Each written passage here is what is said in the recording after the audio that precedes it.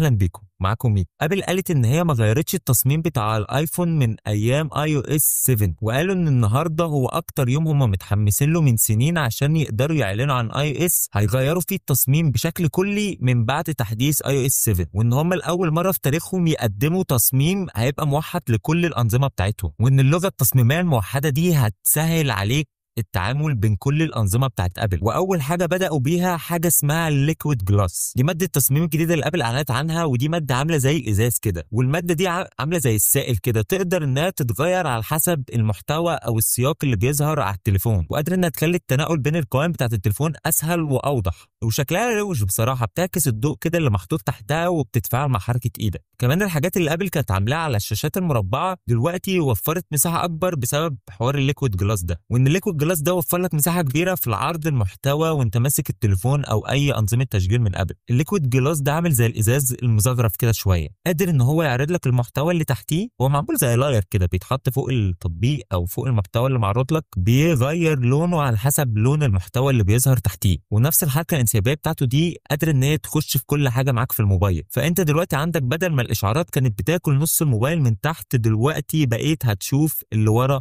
الاشعارات. حتى القوائم بتاعت الموبايل بقت بتتوسع بشكل واضح وسهل ان انت تتعامل فيها بعينك، وانت بتسحب الشاشه لتحت، الشريط اللي تحت ده كده بيصغر عشان يدي مساحه اكبر للمحتوى بتاعك، وبيرجع تاني اول ما تسحب لفوق. ده حتى التطبيقات حصل منها تصميم من الليكويد جلاس، وبتتفاعل بقى مع الوضع اللي انت مشغله على تليفونك، سواء الوضع الليلي او الالوان اللي انت بتقعد تعملها للتليفون، او حتى تخلي التطبيقات نفسها ليكويد جلاس بشكل كده جديد لأول مرة في نظام iOS. شاشة القفل دلوقتي بقت الساعة فيها شكلها مختلف، وتقدر إن هي تتحرك على حسب الخلفية بتاعتها، يعني تحس إن الفونت بتاع الساعة قادر يتغير على حسب شكل الخلفية، يا طويل بقى يا صغير على حسب ما أنت بتعمله. كمان الساعة بيبقى معمولة بنفس النظام بتاع الليكويد جلاس بتاع الموبايل كله. كمان الصورة بتاعتك اللي انت هتحطها لوك سكرين او على شاشة القفل يقدر ان هو يعملها لك 3D، فتحس ان هي كده خارجة من الموبايل بشكل لذيذ يعني. ولو بتسمع ميوزك تقدر ان انت لو دوست على صورة الاغنية هيفتح لك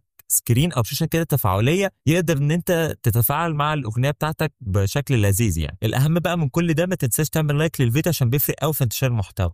يلا نكمل. ودلوقتي اخيرا حصل تصميم جديد او ريديزاين على تطبيق الكاميرا، والشكل ده بتاع تطبيق الكاميرا بقى اهدى شويه، لان الاول كان فيه كميه كلام كتير ملوش لازمه، فبقى عندك تحت فوتو وفيديو بس مش اكتر. ولو بقى هتصور صوره وعايز الفيتشرز او الخصائص بتاعت الصوره، بتدوس على ضغطه واحده عادي على كلمه فوتو، بيظهر لك بقى كل الفيتشرز بتاعت التصوير، تقدر تسحب يمين وشمال وتقدر تتعامل وتختار الحاجه اللي انت عايزها عادي. ولو بتصور فيديو دلوقتي الوضع بقى اسهل شويه، انت بتصور الفيديو على 4K مثلا، عايز تغير الفريمات بتاعته، بقى كل ده من داخل التطبيق عادي، الموضوع بقى سهل. وخلاص بقى خلاص تصوير، دلوقتي بقى في شكل جديد لتطبيق الصور اخيرا. دلوقتي اتفصل اللايبراري على الكوليكشنز، اللايبراري بقت لوحدها والكوليكشنز بقت لوحدها، والكوليكشنز لو دوست عليها بتلاقي جواها كل حاجه في الفيفوريت بقى، الالبومات، كل القصص دي يعني. ولو تفتكروا الشكل الثلاثي الابعاد اللي احنا كان موجود على شاشه القفل دلوقتي بقى موجود عادي في الصور، وتقدر تحول الصوره بتاعتك من صورة عادية لصورة 3D عادي. ومن ضمن التغيرات الكبيرة اللي حصلت تحديث iOS 26، فحصل تغير كبير في الشكل بتاع تطبيق سفاري. هم حافظوا على الشكل برضه بس ضافوا له كده لمسة جمالية شوية. الصفحة دلوقتي اللي انت فاتحها بقت تظهر لك من اول التليفون لاخره تحت، والشريط اللي فوق بقى عامل زي لاير كده محطوط على الصفحة، وسهل بقى توصل منه للبحث او الريفريش للصفحة. وانت بتتصفح الشريط ده بيصغر وبيكبر على حسب اختيارك، او على حسب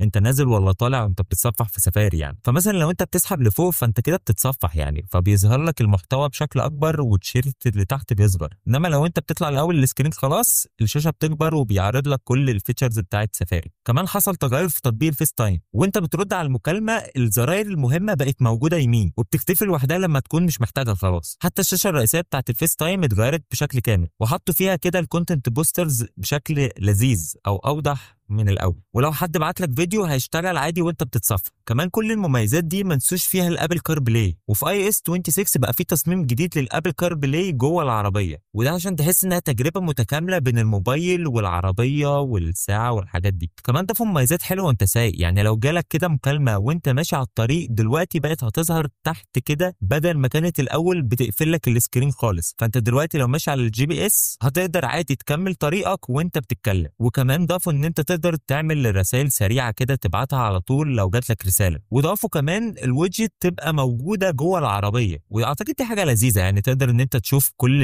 الفيتشرز او جو مثلا القصص دي كلها وانت قاعد في العربيه. وكمان برضو ضايفين اللايف اكتيفيتيز، دي حاجه اللي هي تقدر تفاعليه، تقدر ان انت مثلا لو تتابع طياره صاحبك ولا حاجه فانت تفضل سايق مثلا وانت متابع الطياره بتاعته. وكمان ابل كار بلاي الترا بقى دلوقتي في دمج بينه التليفون وبين الابل كار بلاي، يعني فتقدر تختار المعلومات اللي تظهر لك بسهوله عادي، وكمان تقدر تتحكم في العربيه من الابل كار بلاي. حصل كمان تغير كبير في شكل الابلكيشن بتاع التليفون او المكالمات، وعملوا سكرين كده جمع بين الفيفوريت والمكالمات الاخيره والفويس ميل، يعني كل الحاجات اللي انت بتستخدمها باستمرار هتبقى موجوده عندك في الشاشه الرئيسيه في المكالمات. الفيفوريت او المفضله او الناس المهمه بالنسبه لك هتبقى موجوده فوق كده، بحيث ان انت يبقى سهل عليك ان انت توصل لها، وتحتها هتلاقي اخر المكالمات اللي وصلت لتليفونك، وتحتهم هتلاقي الفويس ميلز كلهم في لستة واحدة. كمان الارقام عندك موجودين تحت عادي زي ما هم، تقدر توصل لهم بسهوله، يعني الموضوع ما بيطولش قوي. كمان ضافوا ميزه روشه قوي اسمها كول سكريننج، وده في حاله ان انت لو رقم غريب رن عليك وانت مش عايز ترد عليه، تقدر انك تبعت له رساله وهو بيرن عليك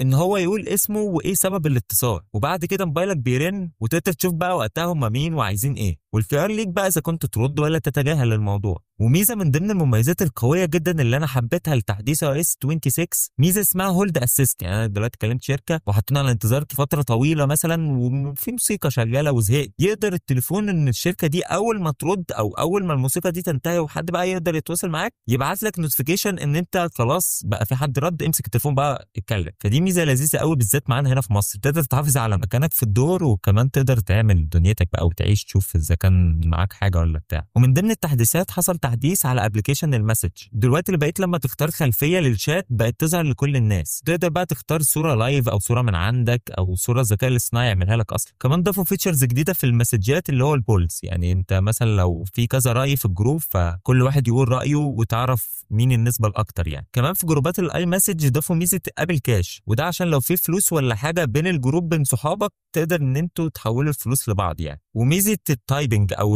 مين اللي بيكتب، بيظهر لك تحت كده مين الشخصيه، او لو حتى جروب مع بعض مين بيكتبوا في وقت واحد عشان تعرف يعني مين اللي هيبعت رساله. وموضوع عدم الازعاج ما بقاش واقف عند تطبيق المكالمات بس، ده كمان في المسجات، الرسائل السبام اللي بتجيلك المجهوله او الاعلانات اللي بتبقى مزعجه جدا وبتكتر لك الرسائل في المسجات هتبقى لوحدها، والرسائل بتاعتك الشخصيه هتكون لوحدها. وكمان ضافوا ميزه بابل انتليجنس ان انت لو في عندك 2 ايموجي مثلا تقدر انك تضيف الاتنين مع بعض او تدمجهم مع بعض ويطلعوا لك ايموجي خاص بالاتنين دول بس. وكمان بقى ضافوا ميزه قويه جدا هي ميزه لايف ترانسليشن، الميزه دي تقدر تترجم لك لاي لغه في العالم بين 2 بيتكلموا سواء رسائل او على المكالمات او الفيس تايم، او حتى تقدر تستخدمه في باقي التطبيقات بتاعت التليفون. يعني مثلا الرسائل تقدر ان انت الرساله اللي تجيلك تقدر تترجمها على طول من نفس البرنامج، مش تاخدها كوبي وتروح برنامج الترجمه. والفيس تايم لو انت فاتح حتى لايف مع حد وبتتكلم يقدر ان هو يترجم لك الكلام اللي هو بيقوله باي لغه انت محتاجها. يعني انت دلوقتي بقى عندك اداه قويه لو انت بتسافر بره وعندك مشكله مع اللغه، اعتقد ما بقاش في حجه دلوقتي. وفي تطبيق ابل ميوزك بقى ضافوا ميزه حلوه جدا وهي ترجمه الاغاني، انت لو بتسمع اغنيه بالانجليزي او بالصيني تقدر تترجمها للغه اللي انت بتفهمها. كمان ضافوا ميزه اسمها اوديو ميكس، الميزه دي بتشتغل عن طريق